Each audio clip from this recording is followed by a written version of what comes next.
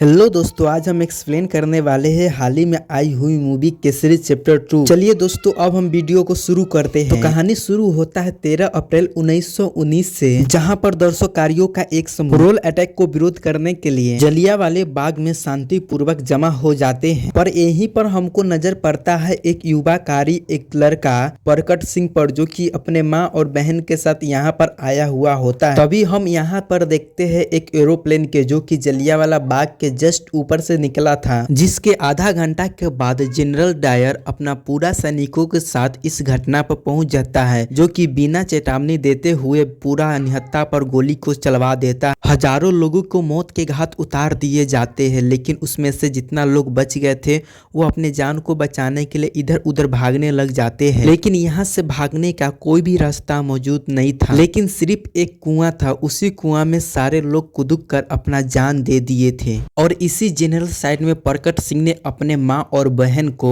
इसी जलियांवाले बाग में खो दिए, लेकिन इसमें प्रकट सिंह बच गए थे। जलियांवाला बाग में कई घंटे तक पूरा लाशों को छोड़ दिए थे चील बग को खाने के लिए, और बाद में इन सभी लाशों के अंग्रेजों के द्वारा नदी में फेंक दिया जाता है। अब क्योंकि यह बहुत ही बड़ी बात थी और ब्रिटिश शासन को यह बात को छिपाना भी था, इसलिए प्रेस में इसके बारे में कुछ भी लिखने से रोका जाता है। सरकारों के पक्ष अखबारों के पहला पन्ना में लिखा जाता है, प्रदर्शनकारी आतंकी थे, उन लोगों के हमला होने के कारण हम लोगों को मजबूरी में गोलियों को चलाना पड़ा। फिर उसके बाद हमें कुछ दिन को बाद को सीन को दिखाया जाता है, जहां पर हमको पता चलता है शंकर नारायण एक वकील के बारे में, जो कि वो एक ऐसा वकील है जो कि आज तक कभी भी एक भी केस नहीं हारा है, और वो प्रेजेंट में एक कृपाल नाम के व्यक्ति के नाम में केस को लड़ रहा है। तो केस शंकर नारायण को तीरथ सिंह ने दिया था, जो कि माइकल लीगल का एडवाइजर लीजर है। कृपाल सिंह तो एक क्रांतिकारी है भी, और साथ में वो ब्रिटिश डायर और माइकल लीडर के खिलाफ में चला गया था, जिस वजह से उसको एक्शन लेना पड़ा। कोर्ट में वो दूसरी करार पाया जाता है, और फिर यहाँ पर भी शंकर नारायण यह केस को जीत जाता है, और कृपाल सिंह के यहाँ पर जेल हो जाता है। तो यहाँ पर देखा जाए तो शंकर नारायण ब्रिटिश डायर के खिलाफ में एक काम करता रहता है। हालांकि शंकर नारायण एक ईमानदार आदमी है, इसीलिए उसको न्याय ड्यूटी का उपहार दिया जाता है, और यह वही दिन था जिस दिन जलियांवाले बाग में डायोसाइड हुआ था। तो ब्रिटिश साइड को जलियांवाले बाग में जितना कुछ हुआ था वह पूरी बात को दबा देना था। एक तरफ तो प्रेस का मुंह बंद हो गया, लेकिन लोगों के बीच में गुस्सा कम नहीं हुआ था। इसका हल भी ब्रिटिश सरकार ने निकाला और 25 रुपया का मुआवजा ने बांट डाला। तो दूसरी ओर इस मामले को निपटाने के लिए एक फर्जी जांच बैठवाने का निर्देश दिया। इसी जांच के हिस्सा थे हाल ही में नाइटू हासिल करने वाला सर्सी संस्करण नायक। ब्रिटिश सरकार एक जांच आयोग बनाती है। संस्करण इस योग के एकमात्र भारतीय नायक है, जिसका ब्रिटिश नायक पर पूरा विश्वास है। ग्राउंड पहले ही मानता है कि यह उनके लिए कठपुतली के लिए काम करेंगे। फिर उसके बाद जब आयोग बना, फिर उसके बाद उसका जांच स्टार्ट हो गया। तो शंकर नारायण ने यह देखा कि जलियांवाले बाग में जो भी कुछ हुआ,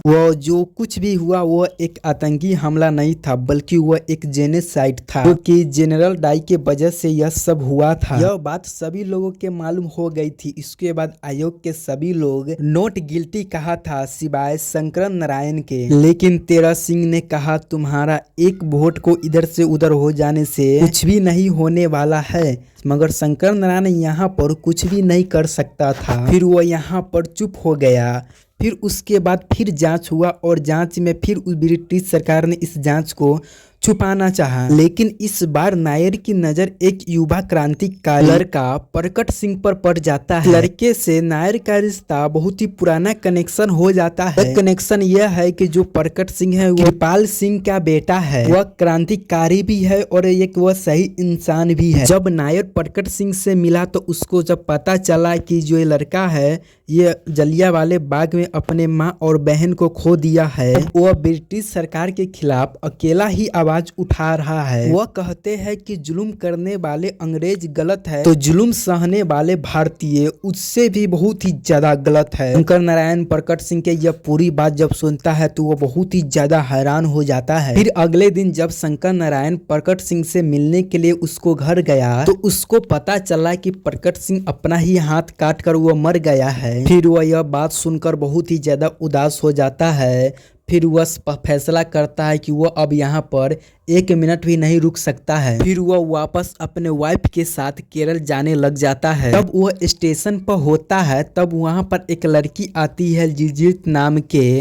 वो लड़की कहती है कि प्रकट सिंह का मौत तुम्हारे ही वजह से हुआ है, अगर तुम कुछ भी एक्शन लेता तो शायद वह बच सकता था, क्योंकि वह अकेला पड़ गया था। दिलजीत पदारी वह एक लॉयर है और जलियांवाला बाग में जो भी कुछ हुआ था वो उसके लिए लड़ेगी। दिलजीत शंकर नारायण से कहती है तुम्हें जलियांवाला बाग महज एक हत्या लग रहा होगा, लेकिन तुम आज भी वहाँ जलियांवाला बाग तक पहुँचेगे तो वहाँ के दीवार चीखता हुआ नजर आएगा। जब शंकर नारायण जलियांवाला बाग तक पहुंचा और वहां के वो सारी चीज को ध्यान से देखा तो यहाँ पर जो भी कुछ हुआ था उसे शंकर नारायण महसूस करने लग गया था। तभी वहां पर दिलजीत भी आ जाती है। फिर शंकर नारायण दिलजीत से कहती है कि मैं यह केस को लड़ूंगा। वो बताता है कि यह लड़ाई बहुत ही ज्यादा गंभीर होने वाला है, क्योंकि यह लड़ाई जनरल डायर के बीच में नहीं है बल्कि पूरे के पूरे ब्रिटिश सरकार के खिलाफ है। फिर उसके बाद वो दोनों इन्विटेशन करते हैं और जनरल डायर के खिलाफ वो केस कर देते हैं। फिर शंकर नारायण जज को बताते हैं कि 13 अप्रैल को जो भी कुछ हुआ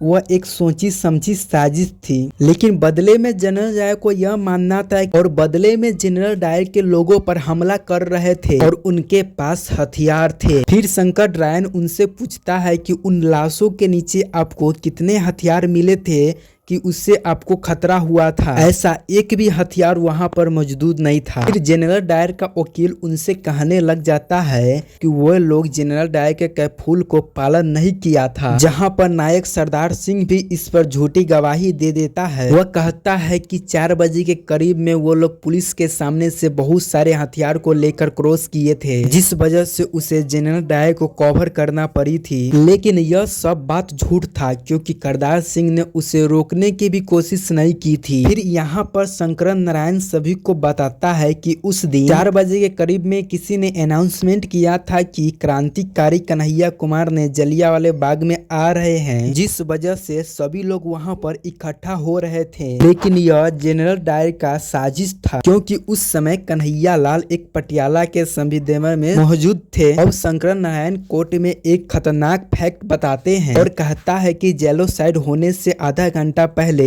एक एरोप्लेन जलियांवाला बाग के ऊपर से गुजरा था, लेकिन अपोजिट वाले के मानना था कि वह हवाई जहाज एक मेजर को छोड़कर जा रहा था। लेकिन यह भी सरासर झूठ था, क्योंकि एरोमेंट में यह सब कुछ भी नहीं लिखा था। फिर शंकर नारायण बताता है कि वह जलियांवाला बाग के ऊपर हवाई जहाज इसलिए आया था ताकि वो लोग देख सके कि जलियांवाला बाग में कितनी भीड़ है। और तो और जनरल डायर ने गोरखा रेजिमेंट और सोल्डर को अर्जेंट से अर्जेंट यहाँ पर बुलवाया था, क्योंकि उसको पहले से ही मालूम था कि सरदार रेजिमेंट अपने लोगों पर गोली नहीं चलाएंगे, इसलिए वह इन लोगों को बुलाया था। जनरल डायर को ऐसा लग रहा था कि यह केस एक्सेप्ट नहीं होने वाला है, लेकिन अगले ही हफ्ते से ट्रायल स्टार्ट होने वाले थे, जो देखकर तीरथ सिंह और जनरल डायर का मुसीबत बढ़ जाता है। तब उसे समझ ही नहीं आ रहा था कि वह अब आगे क्या कर सकता है। तभी उसे एकाएक याद आता है एक वकील के, और उस वकील का नाम है नेवल बेकेल, जो आधा भारतीय है और आधा ब्रिटिश। नायर के खिलाफ जनरल डायल का केस नेविल लड़ता है। नायर तो मेकिल का बहुत ही पुराना दुश्मन है। नायर एलाउंसर में जो सीट नेविल बेकुल को मिलना था वह एंड टाइम पर नायर को मिल जाता है, और तब से नायर मेकिल का बहुत ही बड़ा दुश्मन बन जाता है। और इस तरह से शंकर मेकिल का बहुत ही पुराना रिश्ता है और उनका बीच का आपसी और बढ़ाता है, और इनका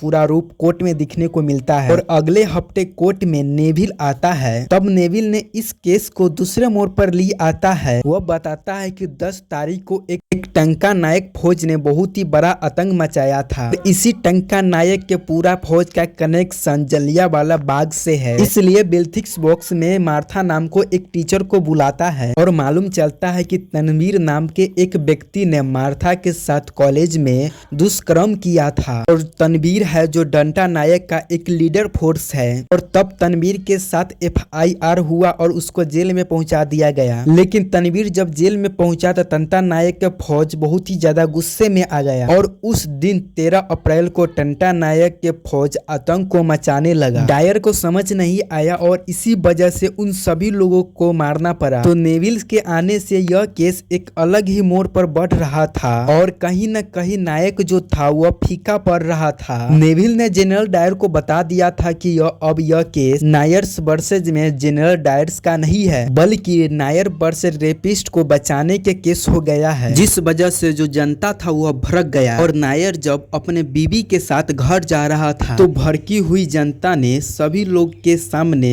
नायर के ऊपर करखा मुंह पर पोत दिया। अंदर आने पर नायर सोचता है कुछ भी हो जाए लेकिन वो जो कर रहा है वो सही है और उन लोगों को सजा मिलनी ही चाहिए क्योंकि यह केस एक अलग ही एंगल पर जा रहा है और हमारे पास सिर्फ अब 2 दिन है और 2 ही दिन में हमें सब कुछ साबित करना पड़ेगा और इस वजह से इन्विटेशन करना चालू कर देते हैं। और जिस स्टोर रूम में मार्था के साथ दुष्कर्म हुआ था और वह वहाँ सभी चीजों को देखने लग जाते हैं, जिसमें दिलजीत भी उसे साथ देता है। एक तरफ दिलजीत ने मार्था के बारे में पूरा इंफॉर्मेशन जमा किया तो दूसरी तरफ नायर ने तनवीर के बारे में पूरा जानकारी ली। फिर अब 2 दिन के बाद कोर्ट में बुलाया गया तो कोर्ट में गया और मिथलिज को उस बॉक्स में खड़ा कर दिया। उससे पूछा गया एक बुक के बारे में कि तुमने इस बुक को कितनी बार पढ़े। मार्था ने कह देता यह बुक मैंने 3 बार सुनी है, जबकि यहाँ पर यह भी साबित हो जाता है कि यह बुक किसने इसको सुनाया है। वह बुक दरअसल तनवीर ने ही पूरा कहानी मार्था को सुनाया था। यहाँ पर एक और फैक्ट मालूम चल जाता है कि तनवीर और मार्था एक रिलेशनशिप में थे। दोनों एक दूसरे से प्यार करते थे मगर रोमांस करते समय एक स्टोर रूम में प्रिंसिपल से पकड़े गए तो प्रिंसिपल भड़क गए क्योंकि वो एक इंडियन था। फिर उसके बाद उनके खिलाफ FIR दर्ज कराया गया, लेकिन फिर भी इन सभी चीज से यह साबित नहीं हो जाता कि जनरल डायर ने गलत तरीके से उन सभी को जेनोसाइड कराया था क्योंकि नायर के पास कोई भी ऐसा सबूत नहीं था, जिसका फायदा नेविल उठाता है और कहता है तुम्हारे पास कोई भी सबूत नहीं है तो ये केस के यहाँ पर ही रफा दफा कर देते हैं। नेविल बहुत ही ज्यादा चालाक था, वो पहले ही सारा हेरिस्ट वालों को कोर्ट से बाहर निकलवा दिया था ताकि कोई भी प्रेस वाला इस केस को नहीं छाप सके। अब वो केस को ऐसा एंगल पर लाकर खड़ा कर दिया है जहां पर नायक को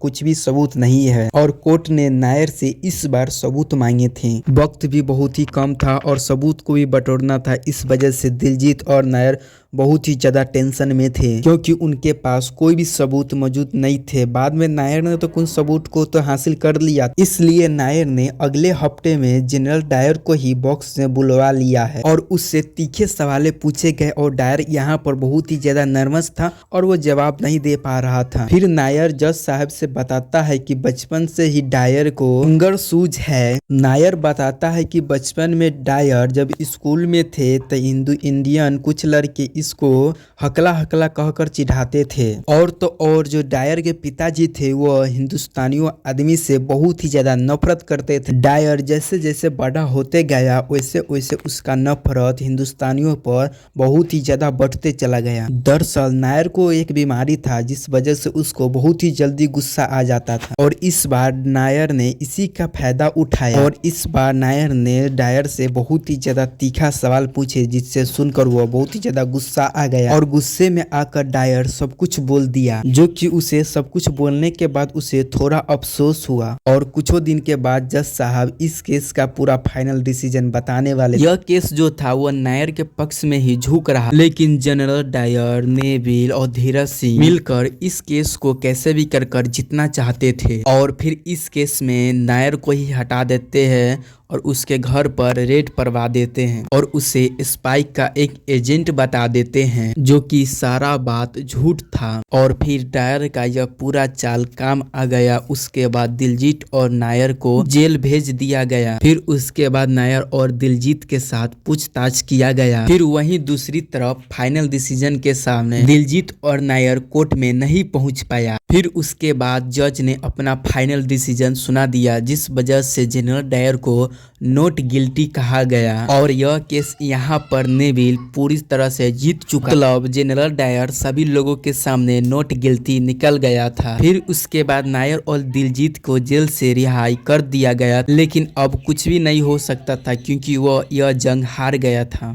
फिर नायर वो डिसाइड करता है कि वह अब यहाँ पर नहीं रह सकता है। फिर वो अपने बीबी के साथ केरल चले जाता है। वहाँ पहुँचने के बाद भी उसे जलियांवाला बाग के पूरा कांड उसके दिमाग में आ रहे थे और वह भूल नहीं पा रहा था। तभी केरल में ही कृपाल सिंह का एक चिट्ठी आता है। कृपाल सिंह वही आदमी है जो कि प्रकट सिंह का पिता है। फिलहाल में अभी कृपाल सिंह वह जेल में है और जेल में से ही चिट्ठी लिखा था कि प्रकट सिंह अपने आप को हत्या नहीं किया था, बल्कि उसे अंग्रेजों ने मार डाला था। और उसको मारने में बल्कि एक दो आदमी नहीं बल्कि 3-4 आदमी मिलकर उसे मारा था, क्योंकि उसको मालूम था कि प्रकट सिंह क्या लड़का था। भले ही वो 13 साल के था, लेकिन वह पूरा अंग्रेजों के एम्पायर से अकेला ही लड़ रहा था। फिर अगले दिन यह सभी खबर अखबार में छपते गया तो धीरे धीरे जनरल डायर सदमे में चला गया। फिर वह इंग्लैंड चला गया क्योंकि उसे सोल्डर से निकाल दिया गया था। फिर कुछ सालों के बाद जनरल डायर को अपने ही बीमारी से उसका मौत हो जाता है। फिर 21 साल के बाद यानी 1940 में उधम सिंह ने माइकल डायर को सभी के सामने में उसे गोली मार दिया था। और फिर इसी के साथ यह कहानी पूरी अच्छी तरह से खत्म हो जाता है।